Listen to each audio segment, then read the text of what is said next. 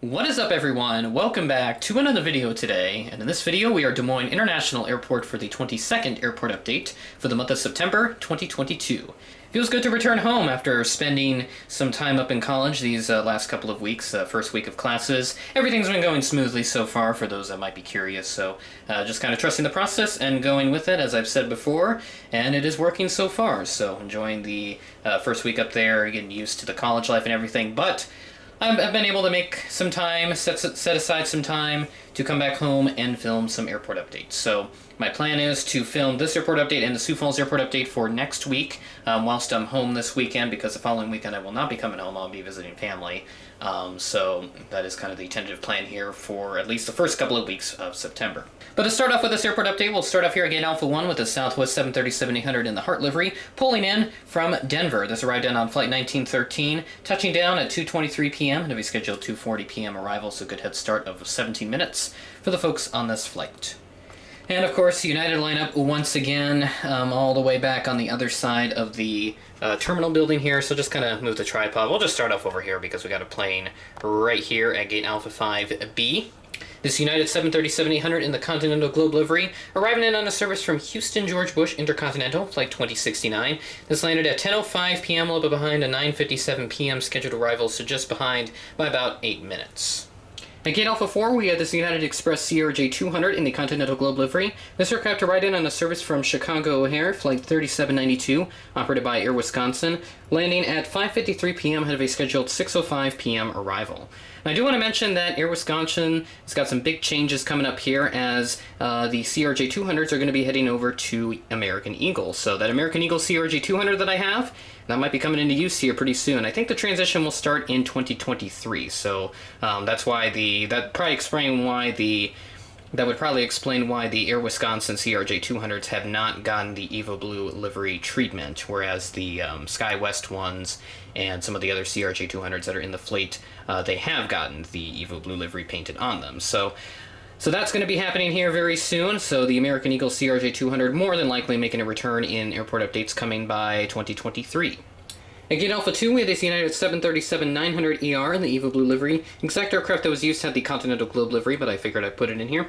This aircraft arrived in on a service from Denver, flight 1298, arriving at 3:52 p.m. ahead of a scheduled 4:08 p.m. arrival. So nice to see a 739 here on this service from Denver. That's everything we have here at Concourse A. Let's check out Concourse C, where it is a bit more packed here, and you can see a lot more planes loaded up, and even a charter that has also decided to show up. So we'll look at that charter, and then we'll work our way around the terminal. At Gate Charlie 1, we have the Sun Country 737-800 in the Tide Pod livery with Melinda winglets. This aircraft arrived in on a service from Bloomington, Illinois, flight 8297, arriving at 4:27 p.m. ahead of a scheduled 4:58 p.m. arrival. Now, this exact aircraft is 830 Sierra Yankee. Now, I just saw on Instagram last night from me recording this. It had been Thursday, August 25th when I saw this. It seems like 840 Sierra Yankee has a special decal on it. It's like the 40 years flying, so like a 40th anniversary decal towards the aft of the plane for 840 Sierra Yankee. So I just saw that as an Instagram post. I'll have it linked in the description if anyone wants to go check it out, because it was a really nice photo. I liked it.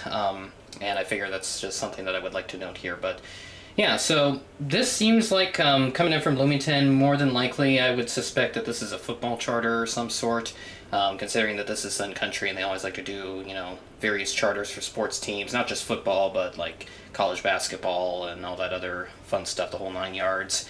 So, yeah, I don't know the exact reason, but I'll do a little research here while I'm editing. I'll just kind of pop up what the charter was for, who it was for, and all that, and just kind of provide some basic details about that. So, let's move on to the next plane.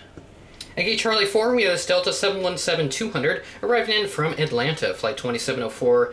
No major changes here with this flight. Only other thing I'd like to note is that this is 717 Juliet Lima, so one of those uniquely registered 717s. I believe this is one of the AirTran ones. I think all of them are AirTran, actually, ex-AirTran.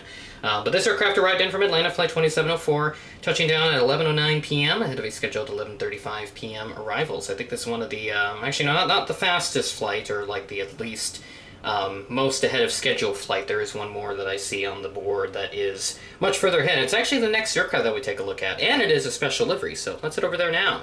And of course, I'm talking the Allegheny Airbus A319, the American Airlines Heritage Livery A319, one of the many that are out there, like the PSA, Piedmont, and all that. I'm still working to try and get those. I know Aeroclassics did some not too long ago, or that Blue Box brand, which I don't know if that bears much relation Aeroclassics, but they're always released under that umbrella whenever they do come out. But I'll have to work on getting those at some point. I know they've become quite rare, so it might be a bit difficult to find. But regardless, this Gemini version is more than suitable for me despite its downsides. So this aircraft arrived in from Charlotte, flight 1244. This arrived in at 12:31 p.m. Had a scheduled 1 p.m. arrival, so 29 minutes ahead of schedule. And all flights in this airport update are from Wednesday, August 24th. I should add that in as well, just in case if you want to go back and see when this flight operated on. So it's from Wednesday, August 24th. All the flights in this airport update are from.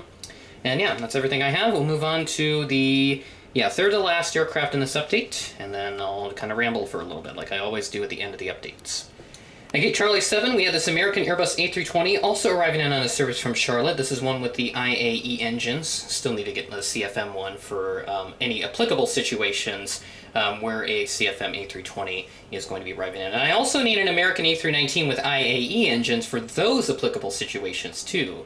Therefore, I am asking Gemini Jets to do one of those. So this aircraft arrived in actually on the day prior. So this was scheduled to arrive in at 12:18 a.m. on Wednesday, so this is one of those overnight flights. But it actually arrived in on Tuesday, August 23rd. So I've been on at 11:47 p.m., so just 13 minutes before midnight. So another, I think that's another 30 or 29 minutes, actually. Yeah, 29 minutes. It ties with that previous American A319 for the most ahead of schedule arrival for this flight. So Charlotte main line here looking really good. Nice to see a pair of early arrivals, as I should say. I think that's more proper terminology in this case. So yeah, one more American aircraft and then a Delta aircraft, and that is it.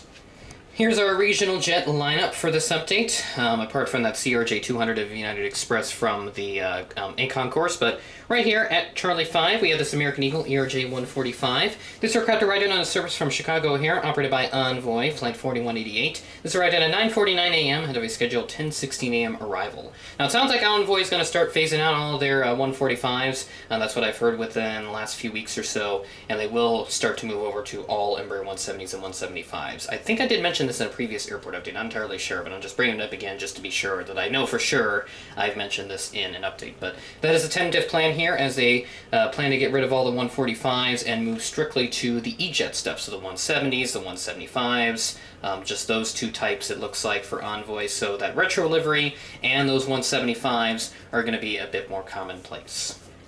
And the last aircraft for this update, we have the Delta Connection CRJ 900. This aircraft arrived in from Minneapolis, flight 5262. This is an Endeavour Air-operated flight. Touching down at 9:11 p.m., ahead of a scheduled 9:17 p.m. arrival. One of the sister ships to the OG Gemini CRJ 900 release, which is 679 Charlie Alpha. This exact aircraft that was operated on this flight on Wednesday, August 24th, was 678. Not 789, but whatever. And that is everything for this update. So it feels good to be back after the first week of classes in college, which everything is going smoothly, as I would anticipate. So content is going to continue likely, at least this fall semester, as my schedule is not that bad. I will be coming home, it seems like pretty much every other weekend or so, as the second weekend, the weekend after I go home, I have something planned, whether it be, going elsewhere or staying back to do something on campus, so something like that. That's kind of the tentative plan. So I may make some additional content, maybe if I go to like a sporting event or something that is kind of in consideration, at least mentally, but hopefully I'll be able to do something from that in the future if I do get enough interest in going to a sporting event, whether it be a football game, basketball game on campus of where I go to, and I'll just kind of make a video on it just to have some fun. So, once I finish recording this and getting this all put together, the Sioux Falls Airport update will be recorded, and then that'll obviously be coming out next week as scheduled, so you'll see another little note at the beginning of the video that the update was pre-recorded. So with that being said, that is the end of the video. Thanks for watching, and I will catch you in the next one.